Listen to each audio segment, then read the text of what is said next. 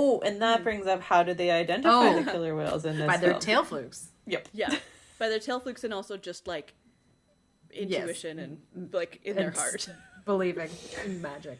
Yeah. Yes.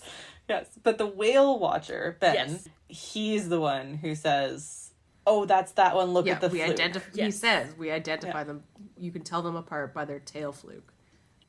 Yes. Yes. Nicole, do you want to tell us how people actually ID killer whales? I would love to. Because while there are many whales, in fact, that are identified by their tail flukes, humpbacks most notably, that is completely not how we identify killer whales. Killer whales all over the world, not just the southern residents, are identified by their dorsal fin, the fin on their back, and their saddle patch, which is, if you look at a picture of a killer whale, they usually have a patch of white or a patch of gray coloration behind their dorsal fin, and that's called their saddle patch. Think about, putting a saddle on a horse. That's approximately where it would be.